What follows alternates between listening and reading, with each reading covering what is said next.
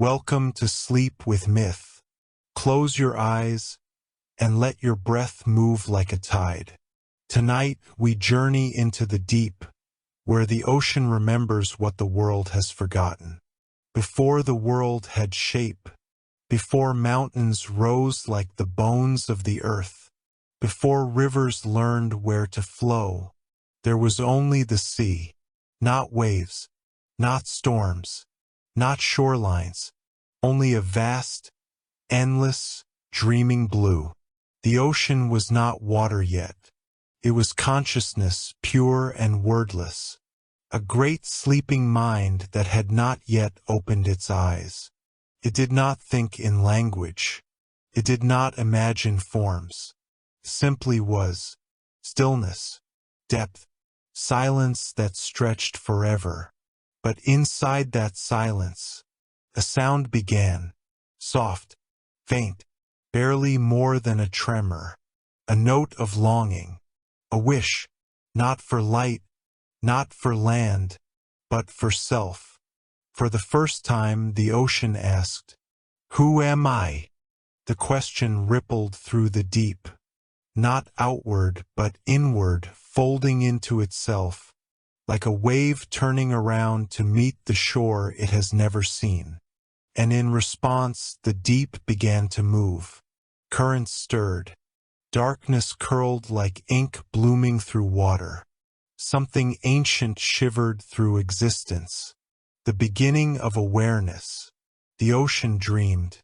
In its dream, it remembered a voice not made of sound, but of presence and warmth. A voice that did not speak, but sang. The song beneath the waves. It had no melody, no rhythm, no words. It was simply knowing, a remembrance of something lost, something the ocean had once held and forgotten. The sea tried to listen, but the song was far away, buried beneath ages of stillness. So the ocean reached upward. Slowly, gently, curiously, the surface of the water trembled. Light broke across it, thin, pale, uncertain. And the ocean saw the sky for the very first time. The sky was vast, endless, open. The ocean did not understand what it saw, but it knew this. The sky was not the ocean. And in that moment, separation was born. Above and below, light and depth, breath and silence. Two halves of a world. The ocean felt loneliness, not sorrow yet, just the awareness of being one thing, in a world that now had another. So it called out, but not with sound. The ocean spoke in waves. The first tide rose. It lifted the surface like a great inhalation, and fell again like an exhale. The world took its first breath. The sky felt the touch of the sea and shivered. Clouds formed, curling, gathering, heavy with emotion. And rain fell, not storms, not tempests, tears. The sky wept into the ocean, and the ocean held them. For a moment, they remembered they were once the same, but the ocean's question remained. The song beneath the waves still called, soft, distant, longing. The ocean dove inward, deeper than depth, to the place where silence has weight. There, in the blackness below all things, something waited, something ancient, something that remembered the ocean's name. But names are powerful. Names awaken. Names transform. The ocean was not ready. So the ancient presence remained in the dark, and the ocean remained unknowable. But the song did not stop. It echoed through waves that had not yet learned to break, through tides that had not yet learned to rise, through depths that had not yet learned to dream. The ocean began to change. It learned to swirl, to churn, to spiral around itself. Currents became patterns. Patterns became rhythms. Rhythms became breath. And so, the ocean lived. And in its living, it remembered one truth: nothing that sleeps dreams forever. Everything that waits is waiting to be found. Every name forgotten is a name that will one day return. The song beneath the waves was calling the ocean home, and the ocean was beginning to wake. The ocean had awakened, but awakening is not the same as understanding. Waves rose and fell, each one carrying a fragment of memory, a whisper of the song beneath the deep. But memory is slippery when it has no name. The ocean felt the call, but it did not yet know how to answer. So the ocean began to move, not as storms, not as rage, but as exploration. The tides began to circle the world. The water reached into hidden coves, brushed against sleeping shores, and spilled into newborn rivers that had never tasted salt. With each movement, the ocean learned something new about itself. A wave is not a shape. A wave is a question. And the world began to respond. The moon rose above the ocean one night, the first night the ocean had ever seen. A pale, glowing witness suspended above the dark mirror of the waves. The ocean lifted itself to meet the moon, rising toward that silver light with yearning as deep as the trenches in its heart. The moon, startled by the ocean's gaze, did not flee. She simply looked back, luminous and silent. Something passed between them. Not love, not desire, but recognition. Two beings who were both alone. "You rise to meet me," the moon whispered, though her voice made no sound. "But you cannot reach me." The ocean did not respond in words. It answered in tides. The waves stretched higher, reaching, always reaching. The moon watched. "You cannot touch the skies," she said gently, "but I can move your heart." And so she did. With every rise and fall of her light, the tides followed. The ocean learned rhythm, breath, pulse. The wave became a listener. It learned to feel the pull of another. And in this, the ocean learned its first emotion, longing. But longing did not remain alone. Soon came curiosity. The ocean began to explore its own depths. Currents twisted through the water like threads weaving a tapestry. Layers of being unfolded, warm surface currents drifting with sunlight, cold deep waters silent and ancient, unseen rivers flowing through blackness thicker than night. The ocean discovered trenches deeper than memory, canyons where the world's oldest silence slept. It discovered fields of shimmering sand where the currents wrote calligraphy no eye would ever see. It discovered that it held not only vastness, but shape. Waves became voice, currents became thought, depth became memory, and memory had questions. What was the song beneath the deep? What was the name the ocean had forgotten? What waited in the place where even the moon's light could not reach? One wave, braver than all others, dove, sinking past coral gardens where color bloomed like dreams, past drifting schools of silver-scaled fish that flickered like stars underwater, past forests of kelp swaying like banners in a wind no land-born air could touch, down into the deep, down where the water grew cold enough to still the world, down where pressure turned silence into weight, down where light could not follow. The wave became smaller, tighter, slower, no longer a cresting shape, but a whisper of motion. It sank until it became no wave at all, but awareness suspended in darkness. The ocean listened, and in the dark, the song returned. not faint, not distant, close. So close that the ocean realized it was not hearing the song with ears, nor with waves, but with the very essence of itself. The song said, "You have always known me." The ocean trembled. The voice in the deep continued, "You forgot your name because you forgot that you once sang with me." The ocean asked, without words, only feeling, "Who are you?" And the presence answered, "I am the deep memory, the one who was with you before the world was water, the one who remembers where you came from." The ocean shuddered with recognition. The presence in the deep was not an intruder. It was not a stranger. It was the ocean's oldest self, the memory of what the ocean had been before it became water. But the memory did not rise. It did not reveal itself. It remained where it was, in the blackness below all thought. Because awakening is not the same as arrival. "You are not ready," the deep memory whispered. "Not yet. You must first learn to dream while awake.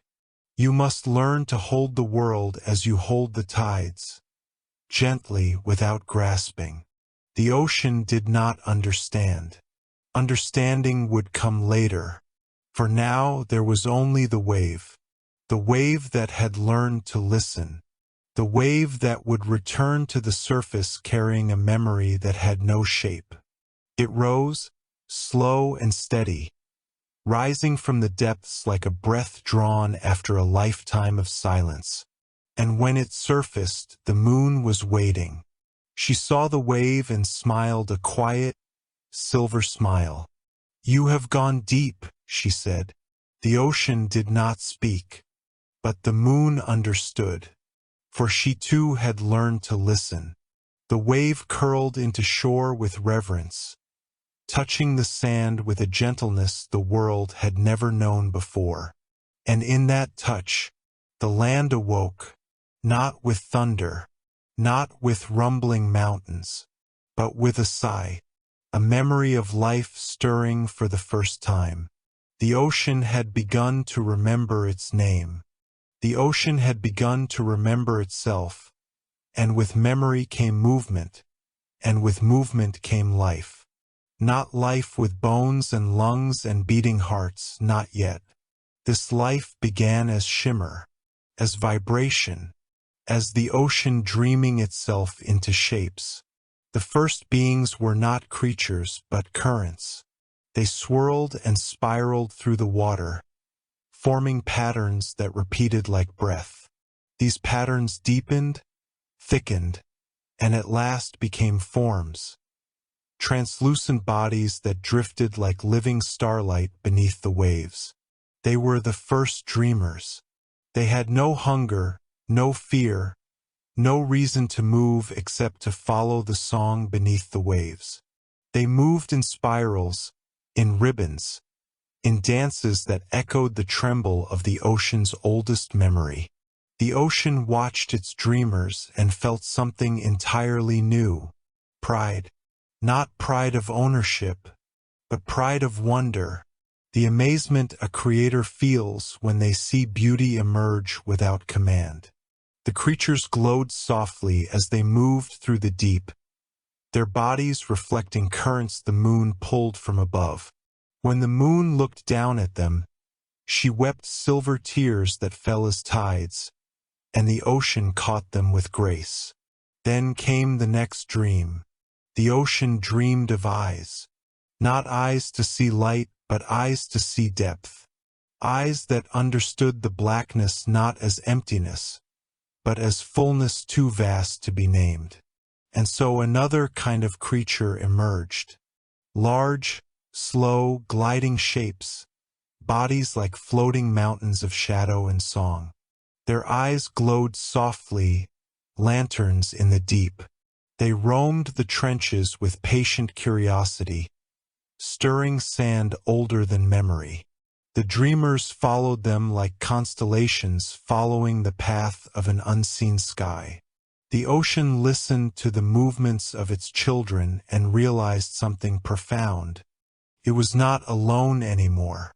But the song beneath the waves had not finished its work. For with life came questions, and with questions came desire. One of the luminous dreamers rose closer to the surface than any before it. It swam into the twilight water where light from the sky and darkness from the deep met and blended into something soft, something warm. There it felt the pull of the moon. The ocean's heart stirred. The moon looked down and asked, without words, "Do your children dream as you do?" And the ocean answered, through movement, through tides, "Yes, they remember what I lost." The moon smiled, a thin crescent of understanding. But deep below, where the ocean's memory slept, the ancient voice stirred again. "You are awakening," said the deep memory, "but you must carry more than dreaming. You must carry meaning." The ocean trembled. Meaning was heavier than water, heavier than memory, heavier than longing. "Meaning is the weight of existence," the deep memory whispered. "Once you understand your purpose, you cannot close your eyes again." The ocean hesitated. It was not ready, but the sea did not have to be ready to continue. Life flowed onward.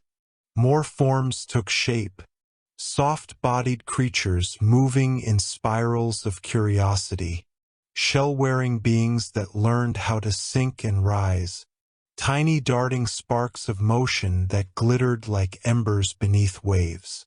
Each one carried a note of the original song. But none carried the full melody. Not yet. Then, one night, if night could be counted by the moon's rise and fall, something extraordinary happened.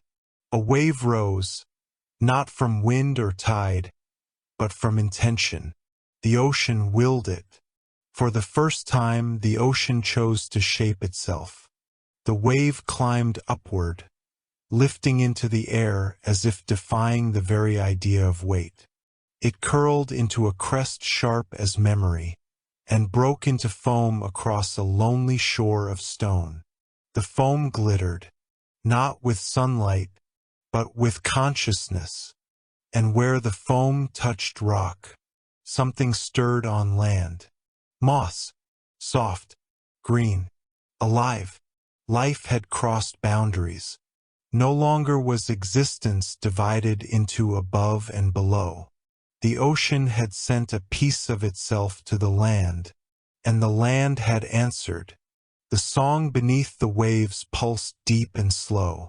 "You remember more," the deep memory said. "You have begun to shape." The ocean swelled, not with pride, but with purpose. This was creation, not forced, not commanded, but natural, emergent, born of curiosity, longing, and still unspoken identity. Yet something was still missing. The ocean had life, movement, light, memory, but it did not yet have voice. The wave that had climbed to the shore carried something back into the ocean. Something new, something delicate, possibility. When it returned to the water, the wave whispered to the others, not in words, but in pulses, told of land, of stone, of stillness. The other waves listened. The dreamers listened. The great lantern-eyed beings listened. The song beneath the waves grew stronger. It rose through the deepest trenches, through the drifting currents, through the glowing bodies of the dreamers, through the tides reaching for the moon, and every creature paused. For the first time the ocean sang, not with words, not with melody, but with remembrance. The sound filled the world that was not yet a world. And the moon, bathed in the ocean's voice, whispered, You are awakening your name. The ocean shivered. His name was close now, so close it hurt. The ocean had learned to listen. It had learned to create. It had learned to dream while awake. But the song beneath the waves was not complete. It trembled in the deep, not as music, not as voice, but as a memory waiting to be touched, like a word on the tip of the tongue of the world. And so the ocean descended into itself once more. The creatures of glowing light, the slow drifting giants with lantern eyes, the spiraling dreamers of the currents, all watched as a great stillness fell across the sea. The surface quieted. The tides slowed. Even the moon felt it and dimmed her silver glow in respect. The ocean had turned inward. It sank past coral forests swaying like prayers, past volcanic spires that breathed warmth into the dark, past trenches where gravity felt like thought given weight, down, down where no color lived, where no life dared drift, where silence had shape. There the deep memory waited. It was not a creature, not a god, not a voice. It was a presence older than water, older than light, older than the world's first dream. It took no form because it did not need one. It simply was. And when the ocean reached it, the deep memory spoke. You have come again. The ocean did not speak with words. It answered in movement. A single slow pulse, like a heartbeat that had taken eons to be felt. I am beginning to remember, the ocean said. Yes, whispered the deep memory. But memory is not enough. You must understand the shape of your beginning. The ocean trembled. The deep memory unfurled. And the ocean saw itself before it was water, as darkness that was warm, as stillness that was alive, as a cradle of existence waiting to awaken. It saw the first light split the void, and the ocean was born from that shattering, not as water, as remembering. The ocean had once been the memory of the universe itself, a keeper of all that had ever existed, all that had ever been loved, all that had ever been lost. But when form took shape, when matter gained weight, when stars ignited and worlds hardened, the ocean forgot, because existence is heavy, and memory sinks. You are not merely water, the deep memory said. You are the world's first dream, and the world has forgotten how to dream without you. The ocean trembled with awe and sorrow. The deep memory continued. To remember your name, you must do what no ocean has ever done. The currents around them stilled. You must speak. The ocean recoiled.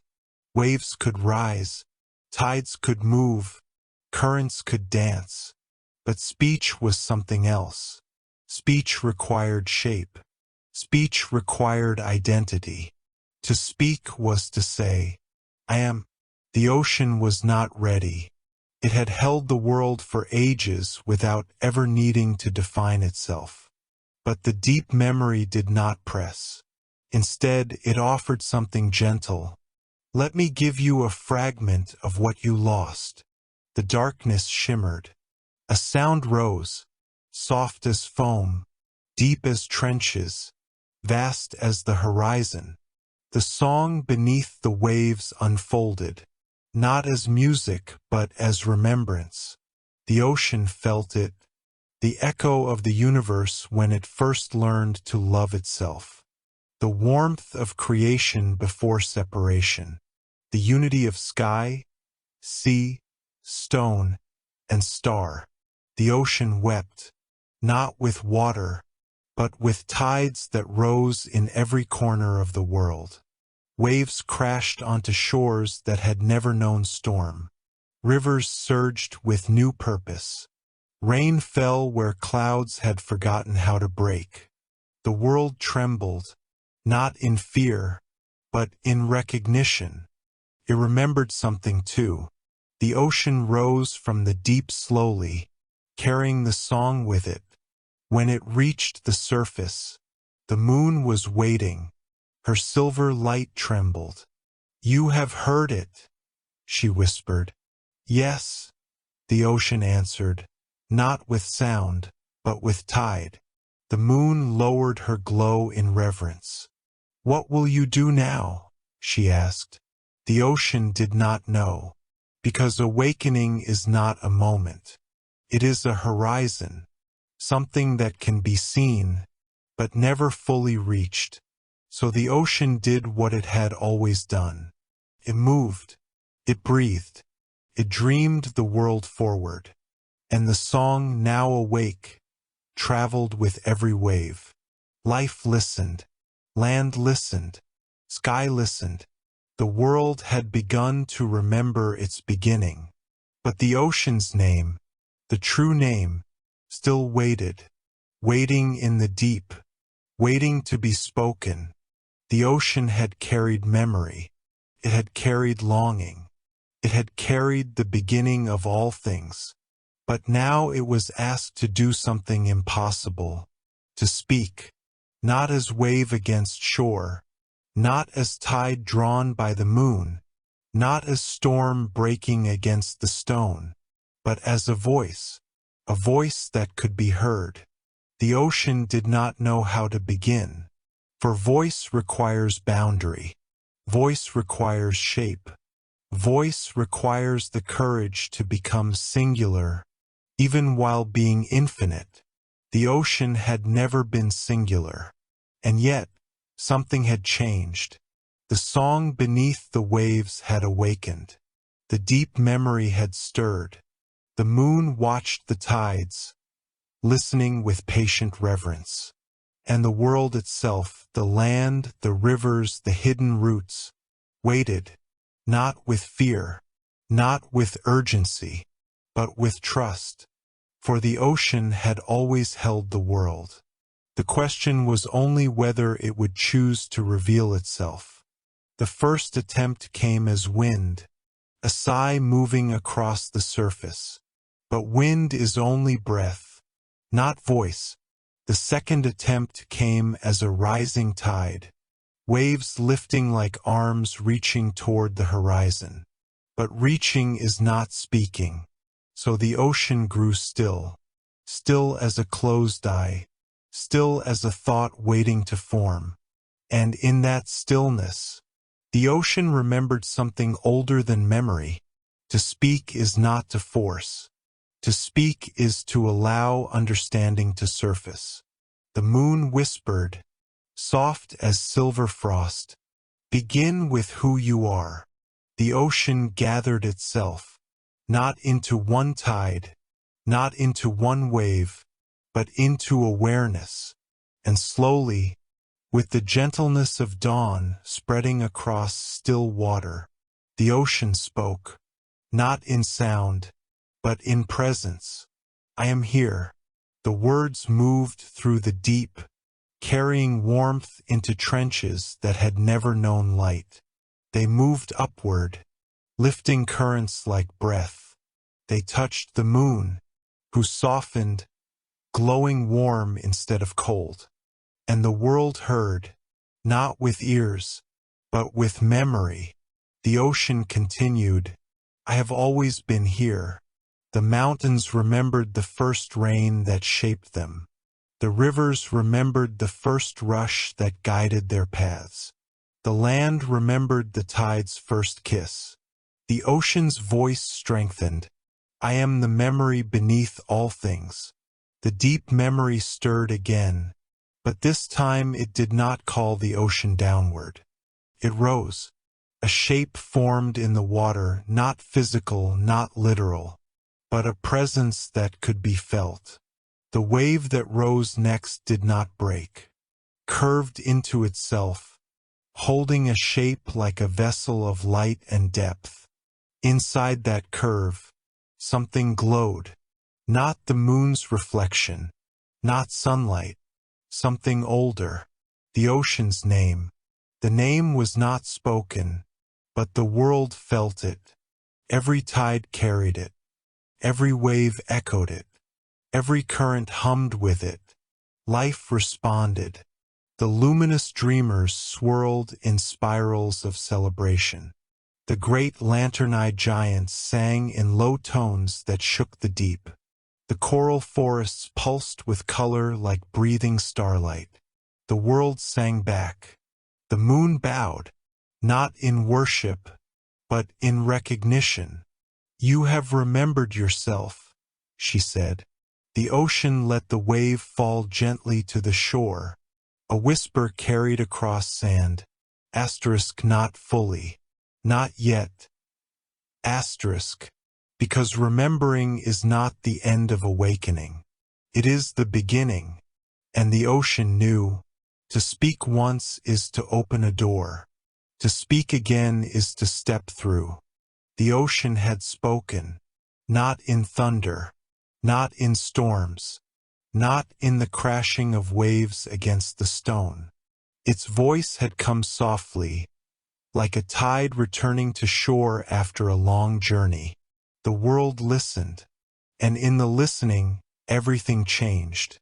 The moon lowered her silver glow, as though bowing in gentle reverence. The land quieted, sensing that something sacred was unfolding. The deep dreamers stilled in their drifting dances. The ocean breathed, a slow, vast inhalation of existence itself. The song beneath the waves rose again, but now it did not come from below. Came from within, a resonance, a remembering. The ocean felt its depth vibrate with recognition. The current swirled, carrying warmth through cold trenches. Waves rose and fell in rhythms older than the world. The ocean whispered, "I remember." The moon's light trembled.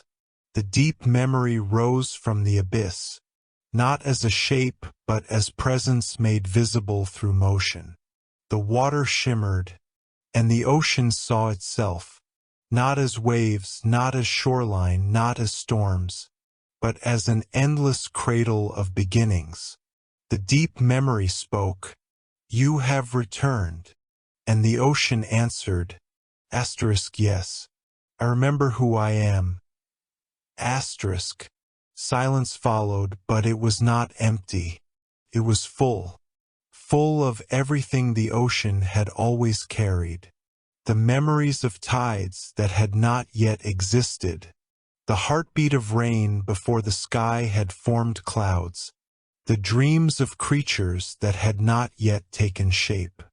The ocean was not merely water, not merely world. The ocean was the first memory of existence. The ocean was the keeper of all beginnings. And with this remembering came the name. It did not rise in sound. It did not echo through the sky. It bloomed, soft, warm, deep, like the pulse of the world itself. Lithiel, the ocean's name. It reverberated through every drop of water, every crest of wave, every shifting tide. The moon felt it and glowed brighter. The stars shimmered as though leaning closer to hear. The land breathed, its rivers and lakes whispering the name back. Lithiel. The ocean had always known it, but had forgotten. Now it would never forget again. The ocean spoke once more, not for the world, but for itself. Asterisk I am Lithiel. I am the memory of all things. I am the dream that continues. Asterisk. The deep memory settled back into the abyss, peaceful now. Its task was done. The ocean flowed outward, gently, carrying its name through every current. Every tide, every raindrop that rose to the sky and returned again. The world moved forward, but it moved with awareness now, because the ocean remembered. And as long as the ocean remembered, nothing forgotten would ever be truly lost. The moon bowed her final blessing and whispered, "Rest now, beloved ocean. The world dreams because of you." The ocean exhaled, a long gentle sigh across every shore. Waves folded, tides calmed, and the world, wrapped in the soft cradle of memory, fell into peaceful stillness. Thank you for listening to Sleep with Myth.